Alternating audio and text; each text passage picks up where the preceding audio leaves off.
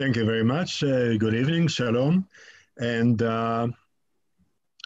I will start with the fact that when we say anti-Semitism, we have to say Jew hate or Jew hatred, because anti-Semitism was coined by German anti-Semite, Jew hater, in around 1870 in Germany, and he started the Jewish anti-Semitic organization, as he called it. And then a few German parties started, the German Anti-Semitic Social Party, etc., similar to it. And from then on, we know it as anti-Semitism. But then again, we have to try to find out to call it Jew hatred, because when you say anti-Semitism, there'll be some people who will say, well, they're anti-Semites or other people from the Middle East. So if you're anti-Semite, you're against Arabs or Muslims, which is not the case. So sometimes we'll use the word anti-Semitism.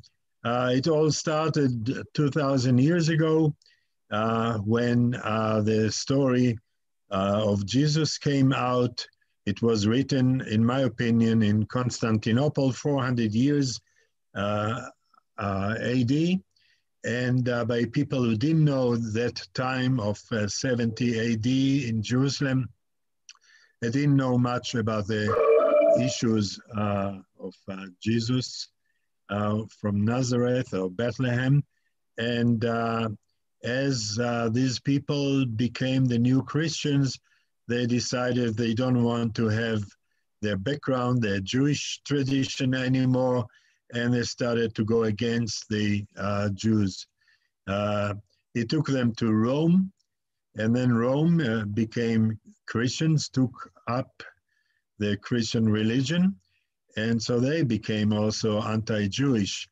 They took many of our families from Jerusalem to Rome as slaves, and they took many Jews to fight the tigers and the lions for their entertainment, and tortured Jews. We were lucky that the other Jews took care of the Jews in Rome. The Jews of Alexandria bought the freedom of the Jews in Rome, so the Jews became free. Many of them went up the Rhine into Germany to the Roman cities in what we call today Germany, and settled there. And of course, not too long afterwards, the pogroms started. Those Christians went against the Jews, and the Jews had to disappear. Many of them went all the way to Russia or Poland, and others went to Spain and Portugal, and they had to leave those places at some point. So that was the beginning of the hating of the Jews. And Jews were in Europe, and they didn't get the rights to do whatever they want. And it went all the way up to through the Spain Inquisition, and then Jews had to leave Spain and Portugal. My family as well. My mother's family were over there in Toledo, and they had to leave. And and then after the Inquisition, of course, before the Inquisition, as you have mentioned, Lowell, the Crusaders went from France through Germany on the way to the Holy Land to reconquer the Holy Land from the Ottomans, Muslims, Mamluks, and but on the way in France and in Germany and all the way onto the Holy Land. So that was around the end of the 11th century. And then, as I said, the Inquisition, and all the way up to the Shoah, to the Holocaust, to the Nazi time. But anti-Semitism continues in European countries, mainly in France, in Germany, other countries. There are lots of parties who are anti-Semitic, anti-Jewish. And then there was also, of course, Jew hatred in the Arabian world in the time of Muhammad in the 8th century in Haibar in the Arab Peninsula. Muhammad himself killed many Jews, and then whoever wrote the Quran, you can read there if you're Orthodox or religious Muslim. You can read a number of times that you have to go and look for the Jews because they are children of apes and pigs, and you have to get them. You'll find them because they'll hide behind every tree and every big rock, and then you have to get rid of them, so to say, to kill them if they don't believe. So they killed many Jews over there in the area of Yemen and Aden and all the way to Ethiopia. And of course, some of our people survived. But also in the Muslim world, Jews didn't have many rights that their Muslim neighbors had. You couldn't build a house that is taller than the other houses of the Muslims. You couldn't ride a donkey or a horse. And then, of course, you had to pay extra taxes. And this was the hate of Jews all over the place. Then, of course, the hate of Jews immigrated to some places. When I came to the United States, 1970, I started to work on the issue of combating anti-Semitism. I started to educate people about Judaism in Israel. I produced Israeli television in Hebrew and English called Mabat LeIsrael, a look at Israel, a vision of Israel, where I screened material that used to be screened here in Jerusalem, and I screened it over there in America with a Hebrew and English translation. And I also ran a radio station, and this was all to educate people. Our main problem is people who hate Jews don't know much about Jews, but they hear or read some propaganda, I would call it. They're of sides who want the Jews will be hated. And so I've done this project, producing this television show and radio show with the Hebrew and Israeli songs. And but generally speaking, I didn't suffer much anti-Semitism until I went to Nashville, Tennessee.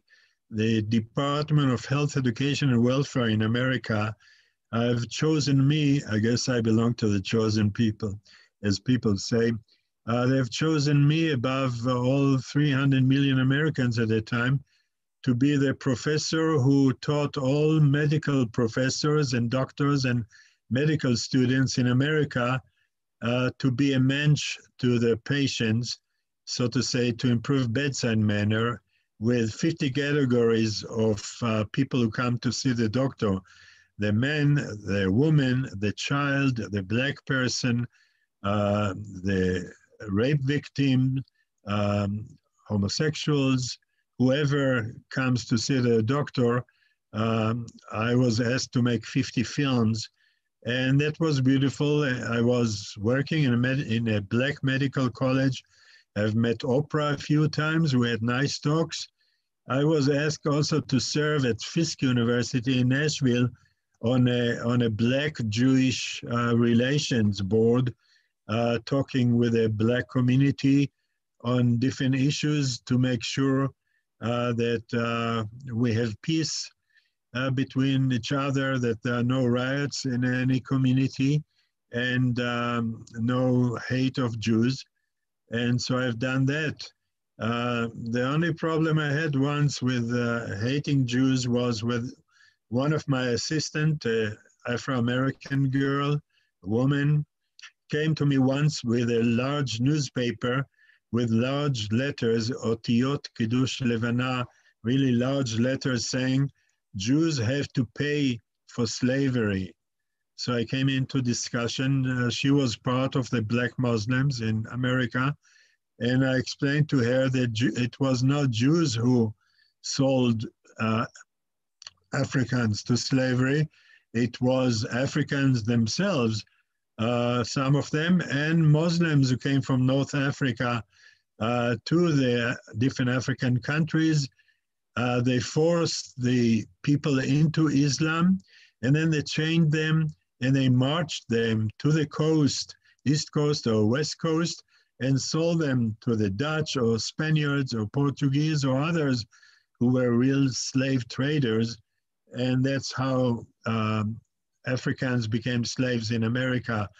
And I told her that I was in Africa actually once with Abba Eban, the foreign minister of Israel, for 3 weeks of doing Hasbara, public diplomacy over there. And I came to a village in Africa where there were paintings in the middle of the village, how these Muslims came to the villages and sold the people as slaves. And I asked them, how can you be a black Muslim if it was the Muslims and the blacks of Africa who sold your forebears and brought you to America? But that was the only anti-Semitic that I can remember, anti-Semitic issue or hate of Jews. And on the other hand, there were many Christians in Nashville, Tennessee, who liked me very much. And it was really a feeling that when I met them, I could say proudly that I'm a Jew and I'm Israeli, because they put me on a pedestal for it. Reverend White used to send already at that time thousands of his people to Israel for pilgrimage every year. And so that was a very positive side in America that I enjoyed very much. Later on, I was asked to be with Rabbi Mark Tenenbaum on a Christian-Jewish relations board, meeting Christian communities, again, to make sure that we have peace between the two major groups. So I worked on peace with the Christians and peace with Afro-Americans. Yeah, in America, I had a good time. And as I said, I didn't find any anti-Semitism, not personally at least, and not those days in the 70s. And I kept informing people and teaching them. Altogether, I made 240 films and television shows, many of them on Tikkun Olam, improving the world, generally speaking. I did many revolutions, I'll call them, activities like I started the Revolution for Inclusion to help bring people who are so-called different to mainstream society, and to bring people who were hidden at home because they were different and the families were ashamed of them, to bring them to normal schools. And I was there at some point, 1980, I decided that I would like to help Holocaust survivors. I left Hollywood, where I worked for a while making entertainment films. I left Hollywood to come to New York, Upper West Side, and I started to help Holocaust survivors with their traumas. I studied psychology and I worked in the Department of Psychiatry, but whatever I brought from home, the love for people, was that helped me to help them. So altogether in New York, from the Upper West Side and other places, I helped 600 survivors to work around with their traumas. And then together with Rebbetzin Yafa Eliach and Professor Brahms from City College and other people, we organized the largest gathering of Holocaust survivors at the arena, sports arena in Washington, D.C. It was around 1980, where 35,000 survivors came one evening. I organized that Liv Ullman would run the evening, although she is not Jewish, but I knew her, and she told me that her father or grandfather was in Norway in the resistance, and so he was arrested by the Nazis and put in Dachau. So she ran the evening. But at that time, 80, as I helped the survivors, and I made 3 films, as you have mentioned, Lowell or David. I worked on 2 films with Professor Elie Wiesel, Zichrono Livracha, and with Shoshana Kalish. She was a singer in the ghettos and the camps. And again, all of that was to teach people about the Holocaust so it would never happen again, never anywhere.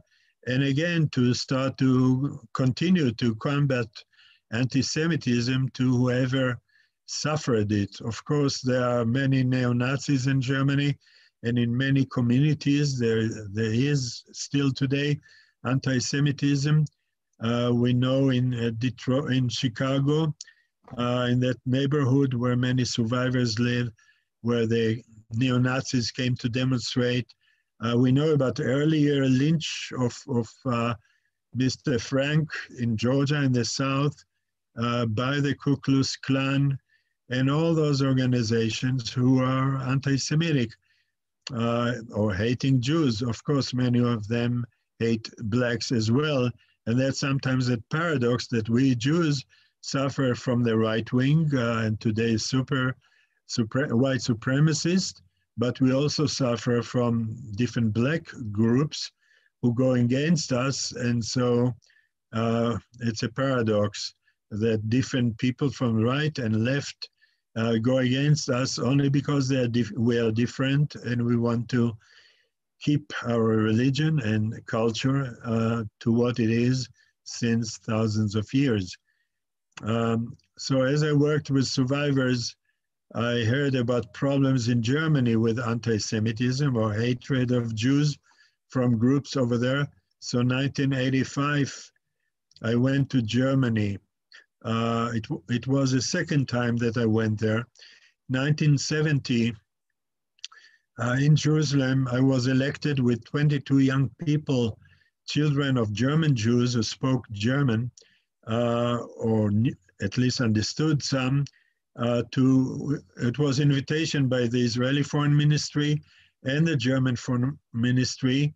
1970, 5 years after establishing diplomatic relations, we went to Germany. We deliberated it for 3 months if we want to go, because on one hand, we never wanted to go to Germany. On the other hand, it was our family background roots. So some of us decided.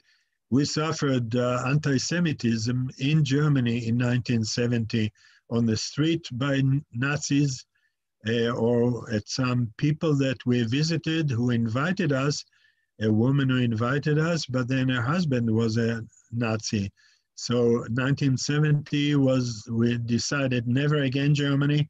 But then again, 1985, when I heard about problems in Germany with anti-Semitism, I went there and I made my first film. Of course, also then I suffered some anti-Semitic remarks, anti-Jewish remarks, but I decided to make the film. I said again, never again Germany, came back to New York and continued to help survivors in New York City and with whatever problems, trauma. I also helped my friends of the second generation to help them kind of try to find out. They would come to me and say, Emanuel, I don't know where my father or mother or both were during the Holocaust. They don't talk. Can you find out? So I was able to do it. As I helped the survivors, it was, so to say, the first oral history that I recorded them about their, what happened to them, the anti-Semitism that became the Holocaust. And so I came again to Germany in 1988 with family who grew up in Germany, and they suffered anti-Semitism all the time until the Holocaust, which was the worst situation. And they were taken to concentration camp Theresienstadt, Terezin, and I made 3 films with them. One of them was All Jews Out, about that family in growing up in Germany, in Kippenheim, where Steph Wertheimer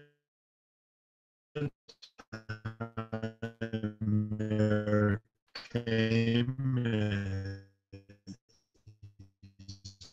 Israeli industrialist, and in Göppingen, in and yeah, able also to get for my film time, who really hated the Jews in the 30s, and they suffered a lot from him, but he spoke in my film at about that time.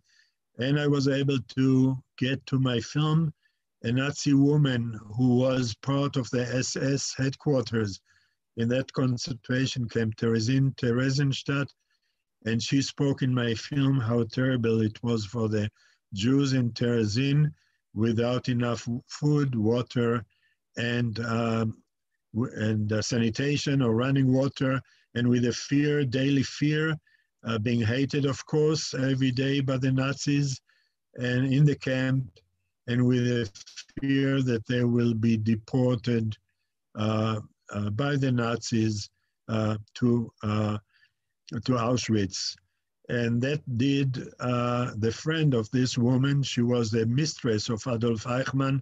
Whenever he came to the camp to organize, so to say, shipments of Jews in the boxcars, in the cattle cars to Auschwitz. So she knew exactly what she was saying. So anybody who tried to deny the Holocaust and what happened over there in the camps, at least she was an eyewitness. Now, after I met the eyewitnesses, the survivors, I became called or coined the eyewitness who knows the eyewitnesses, who speaks for the eyewitnesses.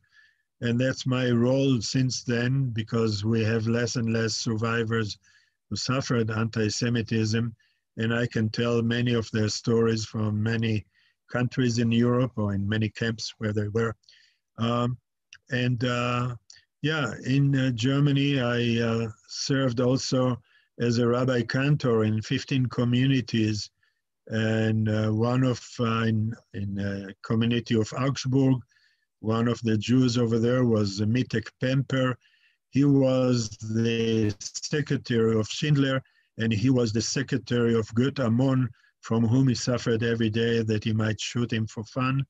And of course, you learn a lot about anti-Semitism when you go through the Holocaust. And when I was in Germany, of course, I suffered anti-Semitism from neighbors. I suffered anti-Semitism from television people, from press people, journalists, liberal people, producers. Basically, you learn about how it is to suffer anti-Semitism.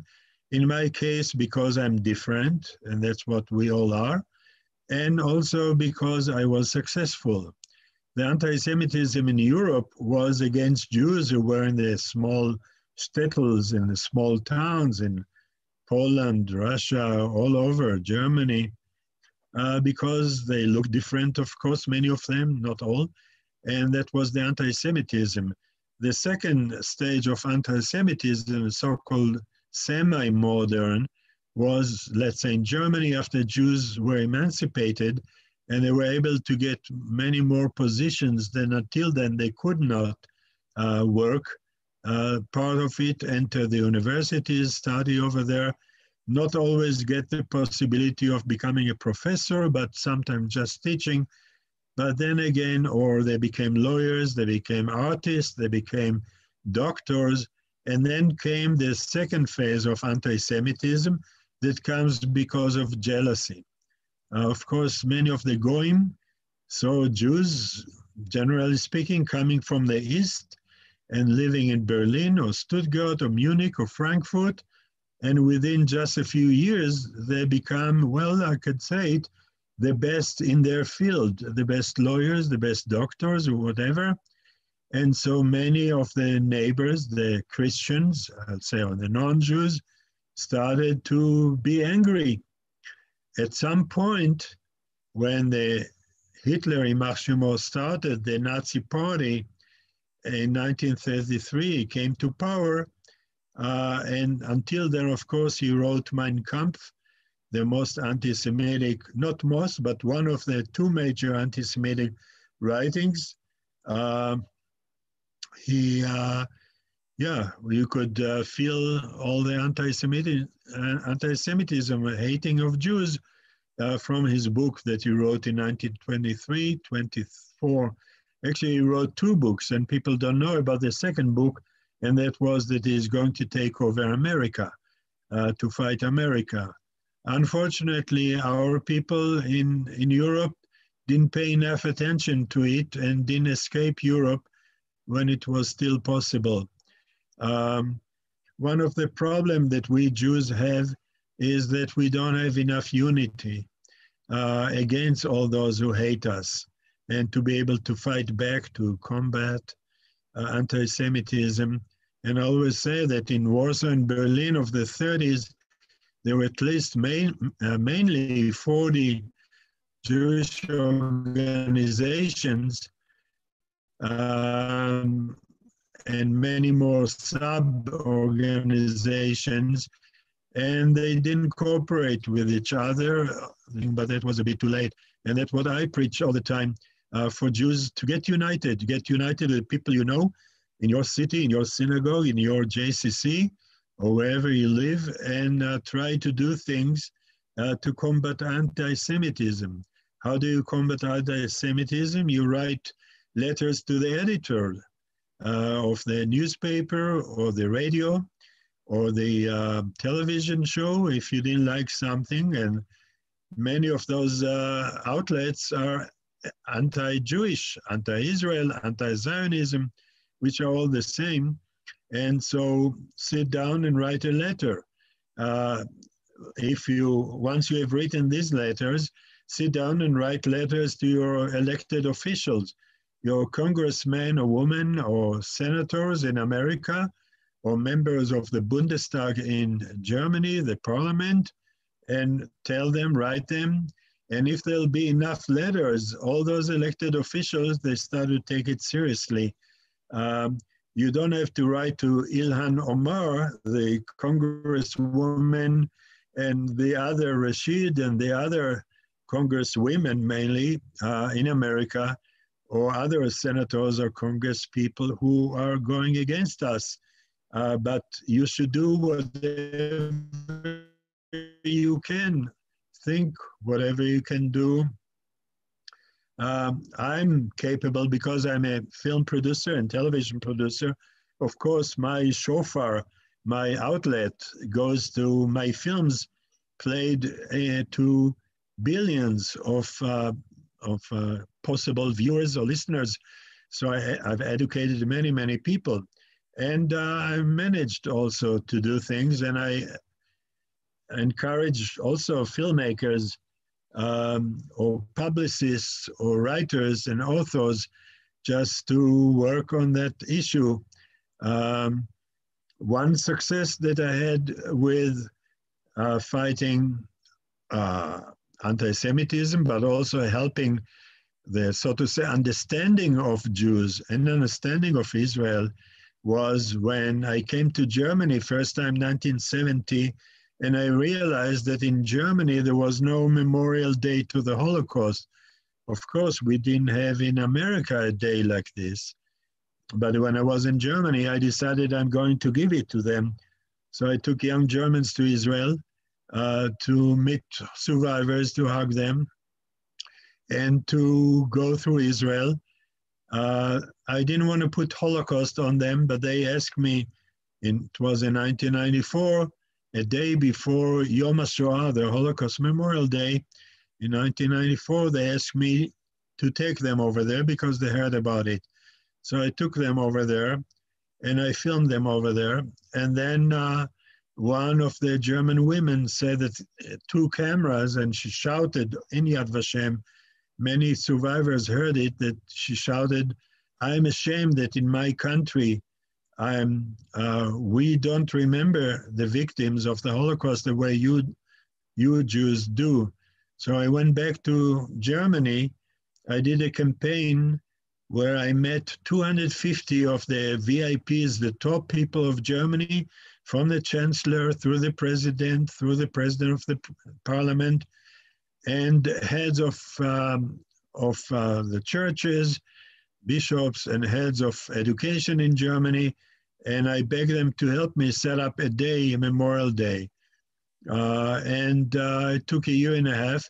It helped me because I was also in Germany on the Christian-Jewish Relations Board, and that's why I was able to meet so many VIPs.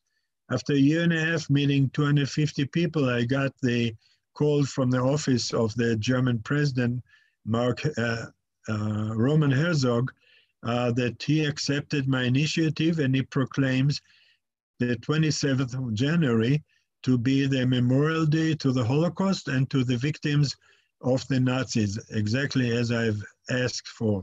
And of course, then the European countries adopted my day, the 27th, and then 2005, the UN adopted it. And you can imagine that now we have in about 180 countries in the world a Memorial Day to the Holocaust, where, of course, people learn not only about the Holocaust, they learn also about Judaism, Jewish culture, Jewish religion, about Israel, about Zionism, whatever. And this way, well, I started it, but this big project is capable of reducing hate of Jews. And so that was one thing. And, you know, as Jews, we learn to love our neighbor. I mean, the Christians took it over, but we have to love our neighbor. And when I was in Germany, I decided on one hand that I don't know for how long will the German government be friends of Israel, which they are, and they were for many, many years. And in Europe, they are the best friends of Israel in many ways.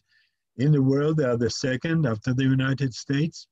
But I was afraid there'll be somebody, Shelo Yada et Yosef, somebody who didn't know Joseph, and will be not so friendly to the Jews in Israel, not so friendly to Israel itself, and not friendly to Jews. Even in the time that I spent over there, the European countries decided that they abolish shchita and brit milah, circumcision, and Jewish slaughter, kosher slaughter tradition. And so I connected also to rabbis in Germany and in Europe, and I even once mentioned it to the Chancellor Merkel, Angela Merkel, and we were able to abolish the abolishment, to be able to keep shchita and brit, and also the Muslims enjoy it because they do the same. They learn from the Jews about shchita and about kosher slaughter. Well, there is halal, a bit easier, but they do also the circumcision. So, but at that time, I screened my films and lectures in Europe and in America about 200 times in universities and movie theaters and church communities. And sometimes in Germany, young Germans would come to me after I screened my film and I spoke and answered the questions, and they would tell me, Mr. Rand, you know, I suffer a lot psychologically because of my grandparents who were Nazis, and nobody in Germany helps me. Sometimes they said, I know what my grandfather did. Often they said, I don't know because he doesn't tell me, or he told me stories that I don't believe him, that he was a technician somewhere and he had two left hands, so I don't think that he know how to screw a screw. And so I suffer because of that. Every time I see a film about Auschwitz or I read something in the newspaper, I keep asking, was my grandfather involved in that atrocity or not? So I decided that I would like to help to heal those young Germans, and there must be millions of grandchildren of Nazis in Germany. And I decided to get them as friends of Jews to fight, to help us combat anti-Semitism in Germany. And that's what exactly happened.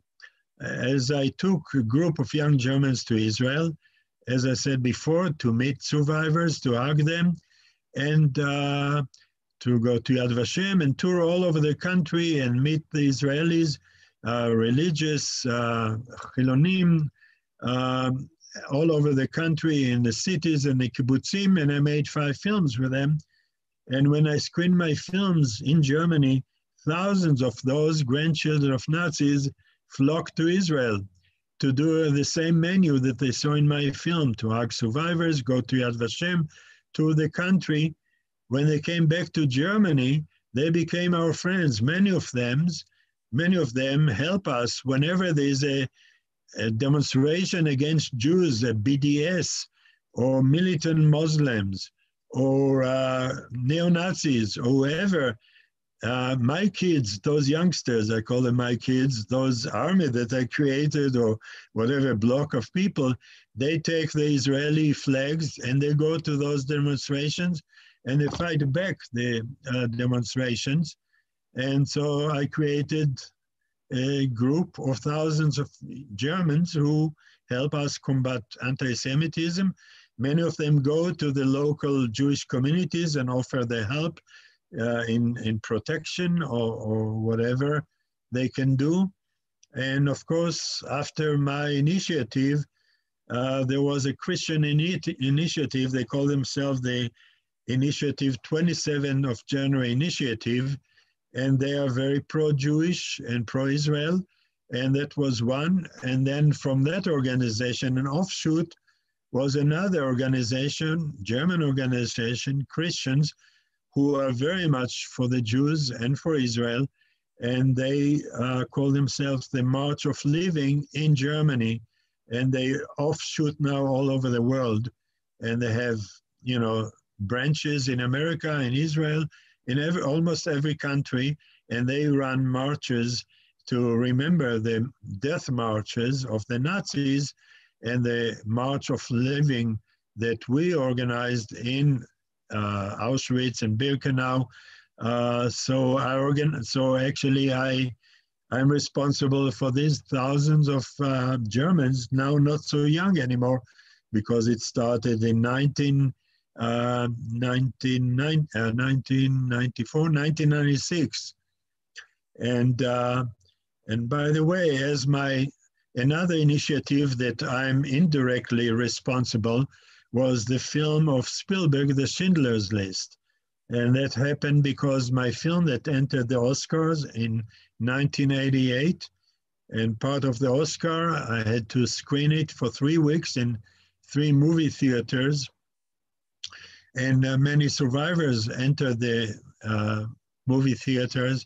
Many of them were sobbing and crying. And after I screened the film and lectured, many came to me and gave me the business cards and told me, Emanuel Rand, I really have to meet with you and I have to talk to you. Let's have lunch or dinner. And so it was important for me.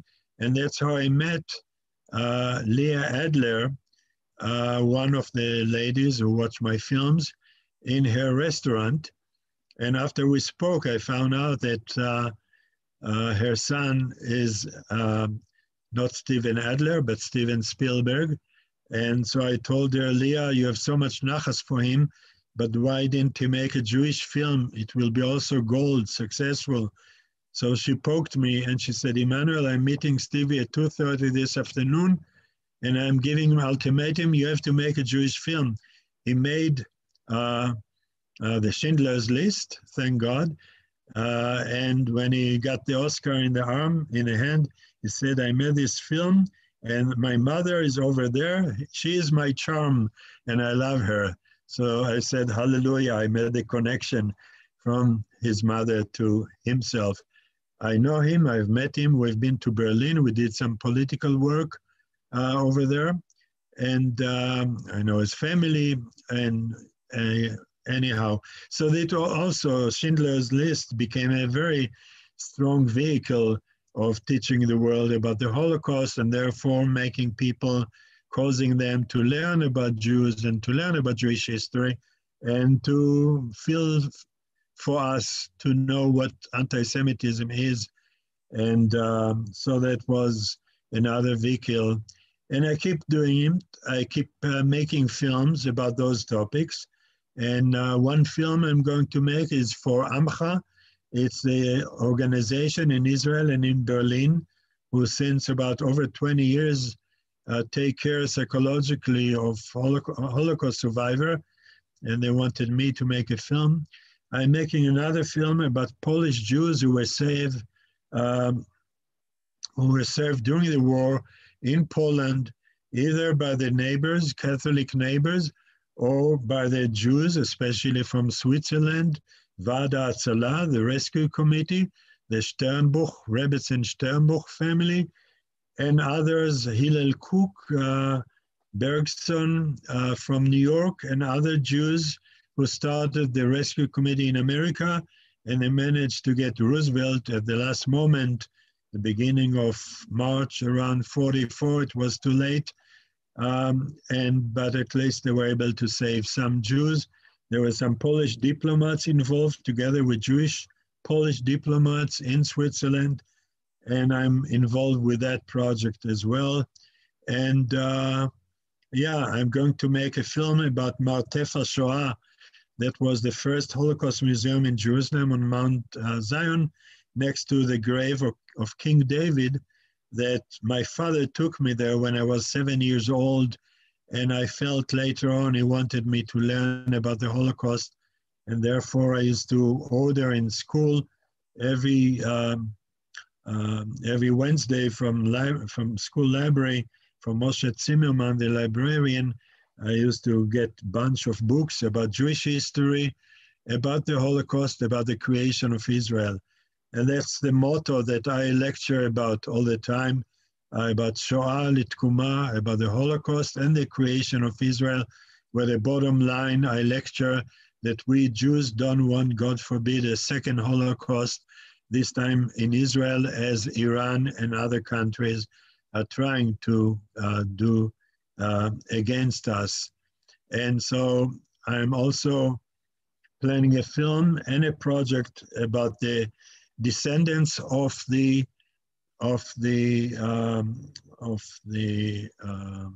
Anusim, of the conversos, the Jews who escaped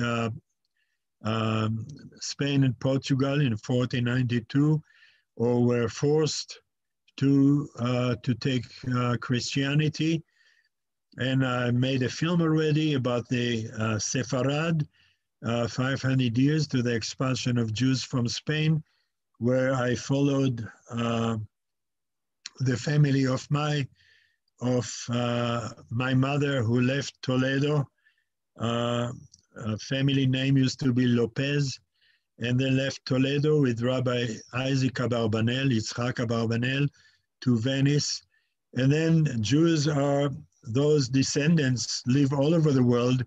There are millions of them in Spain, in Portugal, in North Africa, and mainly in the Americas, in the United States, in Mexico, Brazil, in South America. And I'm going to make a film about them, and then to wake them up to not to fear. Many of them still fear the Catholic Church wherever they are, and to bring them back to where they belong, to their roots, to the Jewish people. There are already rabbis who do Giyurim, who convert those people because they didn't live like halachic Jews through the 500 years. And so I would like to bring just 2 million of them to the Negev and the Galil and Har Hebron if possible, because there are estimated between 70 and 200 million of those people who used to be Jews and keep some of the Jewish tradition, like lighting candles on Friday evening, or they don't eat pig meat, or whatever. They clean the houses before Pesach. And so that's one project.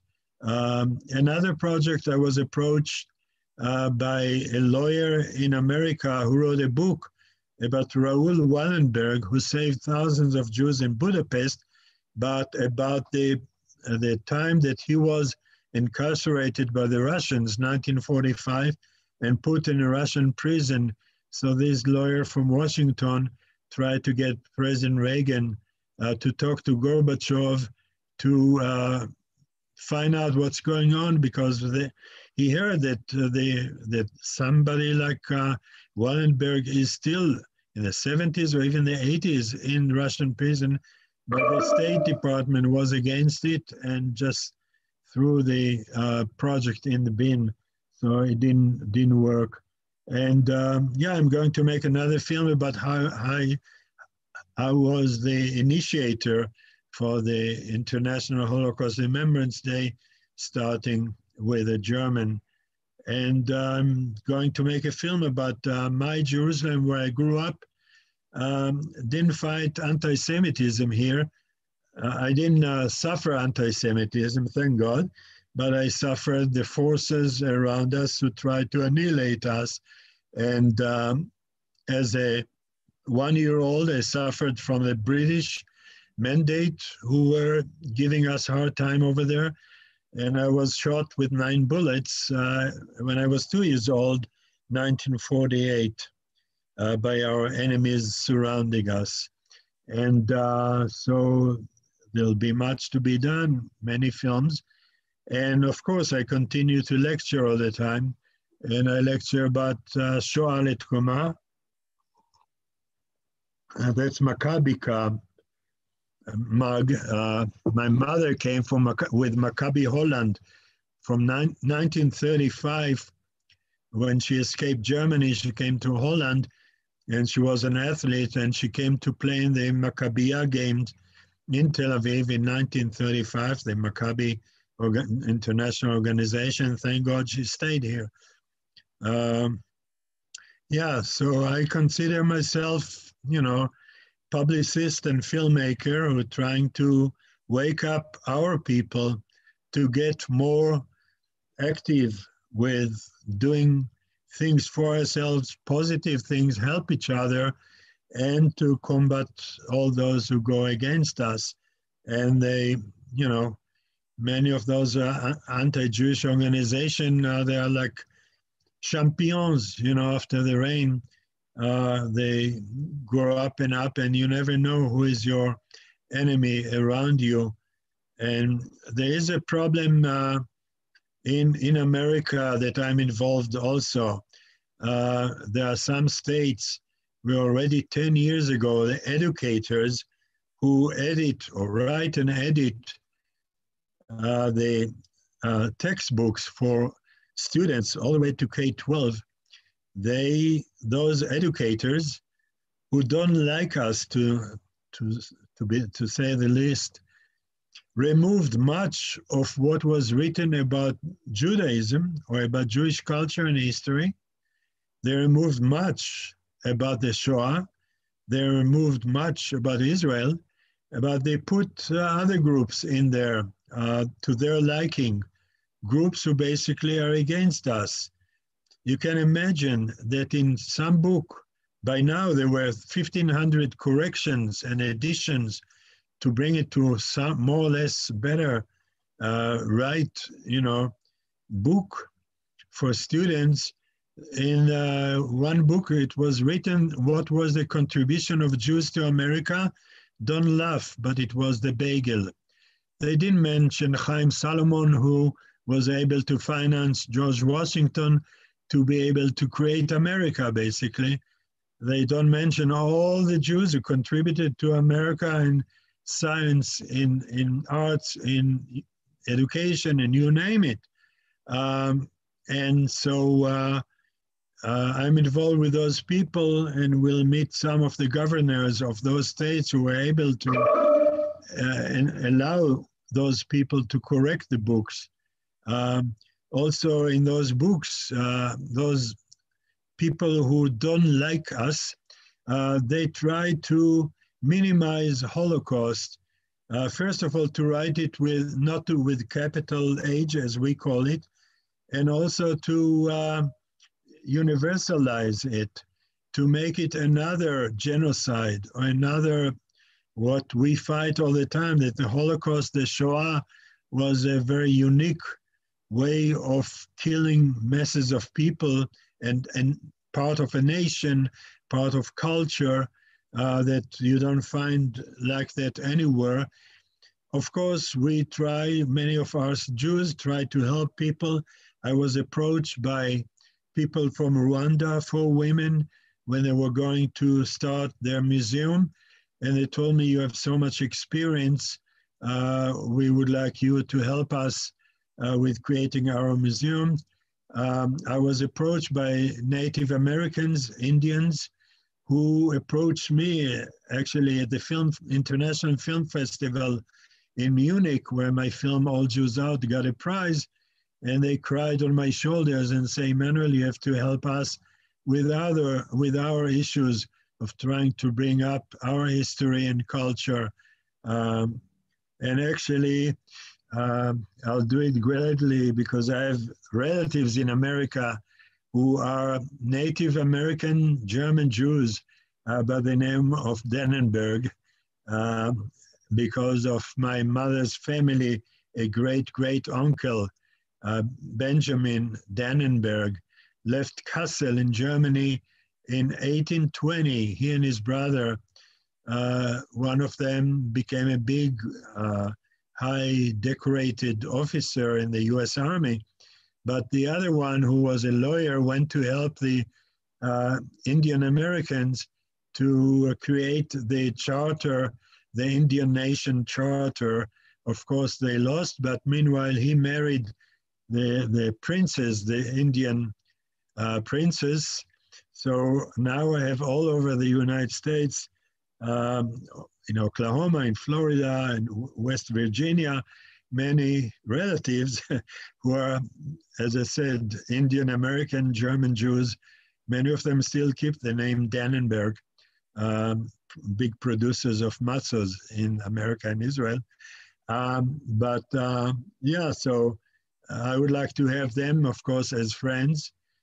I would like to have also friends, many of those Latinos in America, in the South America, to be friends of ours and not to be some of Latinos or Black Afro-Americans who are against us. So I'd rather bring them all to our camp, friendly camp, and share life together. Actually, this helped us to create the State of Israel. Those people, because whenever the 29th of November 1947, when there was the UN decision on a solution for Palestine, whether there'll be a State of Israel or not, many Jews were very active to go and talk to members of the UN at the time to vote for us. And of course, we won, but that's also due to some of them, also Abba Ibn and others who went to South America or in America, has met those South American members of the UN who were actually also descendants of Jewish families from Spain and Portugal, and many of them knew it. And so our people, our Jews, were able to convince them to vote for us.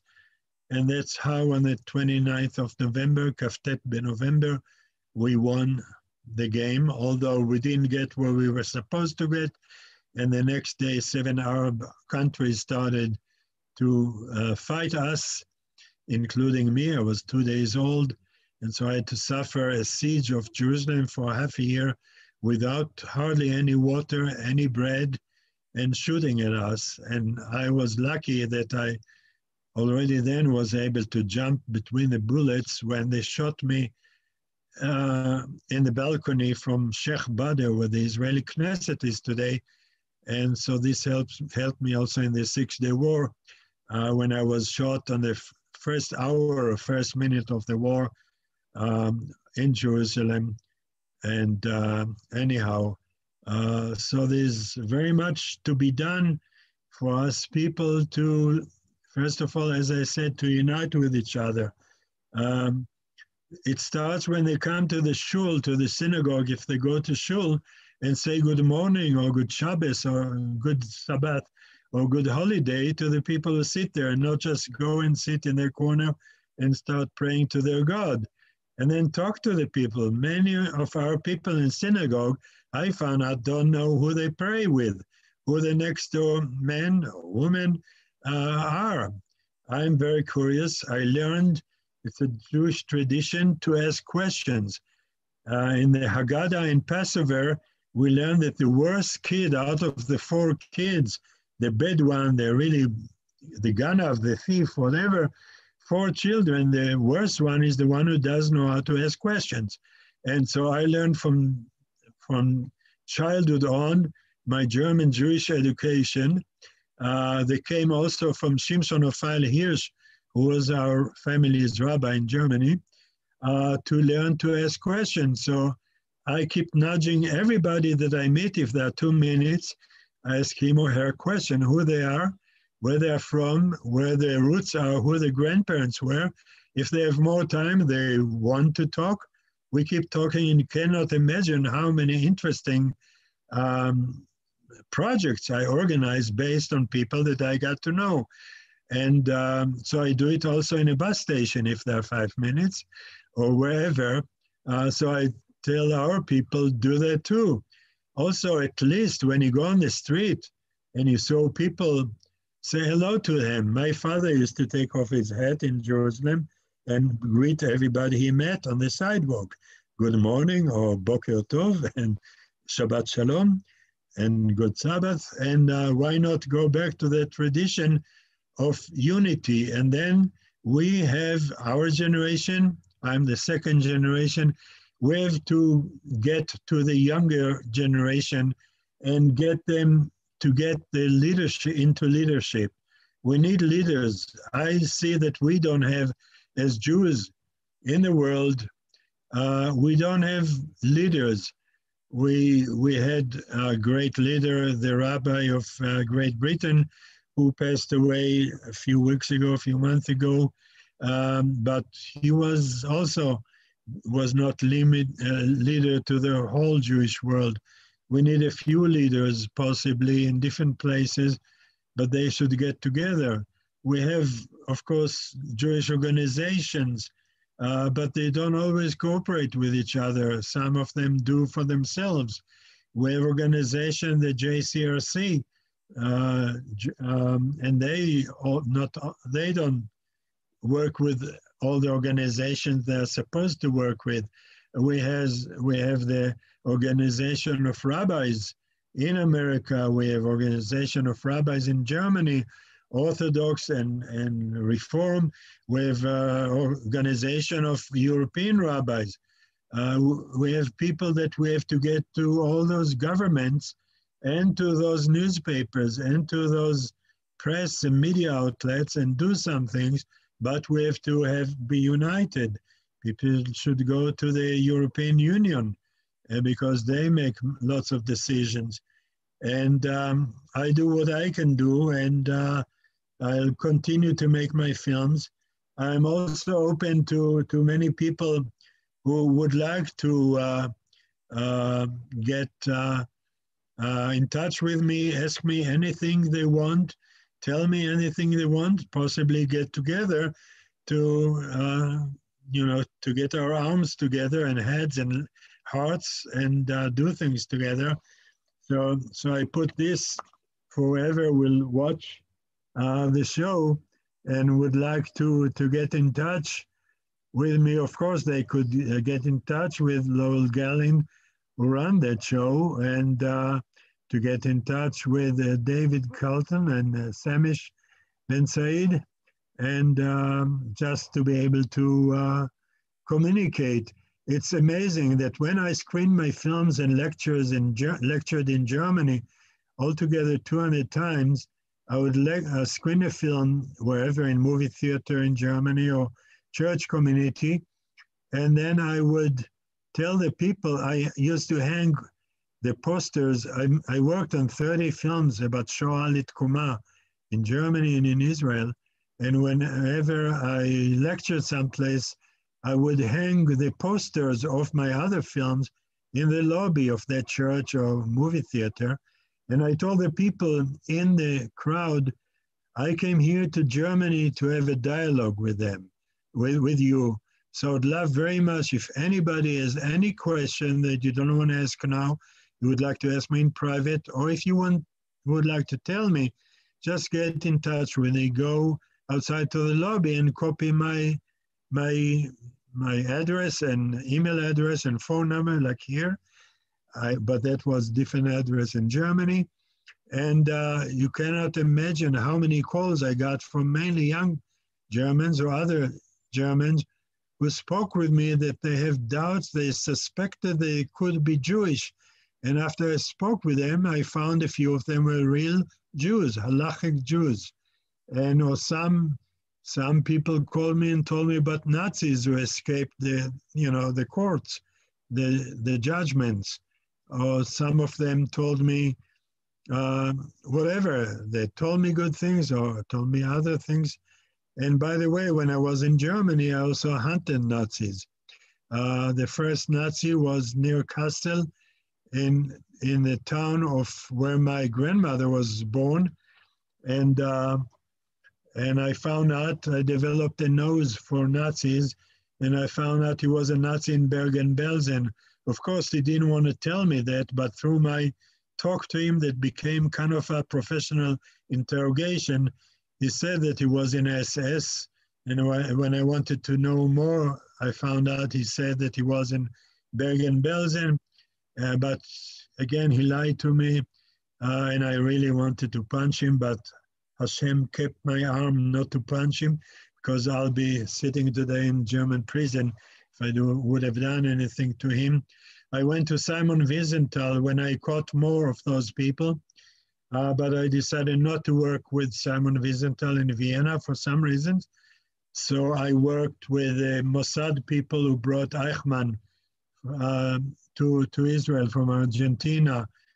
And I knew some of them because at the age of 15 here in Yerushalayim, not only that I read all the books about the Shoah, at the age of 15 when Eichmann trial was here in Yerushalayim, I ordered a transistor radio actually from Germany, from somebody in Germany, and I skipped school. I would get out of classroom and sat down and heard the trial against Eichmann. At some point, I decided to do something else. I went to the trial to Beit Ha'am, to the public building in Yerushalayim where the trial took place, and I went to the Eichmann trial, was sitting there. There's footage, black and white footage of me, very skinny guy with big glasses, sitting there. And I used to hear many of the sessions. I got to know Leo Hurwitz, who produced the Eichmann trial and sent the video cassettes all over the world to the TV stations. And I met Hannah Arendt, whoever know who she was. She wrote a book about the case. And I met her 3 times in coffee shop, telling her about the German Jews in Jerusalem, because I knew most of the important German Jews, like Martin Buber, who liked my mother very much. So we used to visit him often, and then I went to him often. Or Hugo Bergman, who was a friend of Kafka, and Gershon Scholem, who was a Kabbalist, a specialist for Kabbalah, or Ernst Simon. And I nudged them as I ask people questions. I always ask them, how was Germany before you came here? And I learned about Germany. And Martin Buber told me, Emanuel, I used to have some kind of a university in Berlin, in Frankfurt, to teach Jews and non-Jews about Judaism, religion, history, and culture. And to escape, already in 27, I left to Israel. Maybe one day you will continue it. And I told him, Martin, you know, I'll never go to Germany. said, I have a feeling that you'll go to Germany. And sure enough, I went to Germany. I served as a rabbi cantor in 15 communities. I made peace with many Germans. I made many friends of us. And I was combating anti-Semitism in Germany and Europe, other countries. And I guess I could talk for years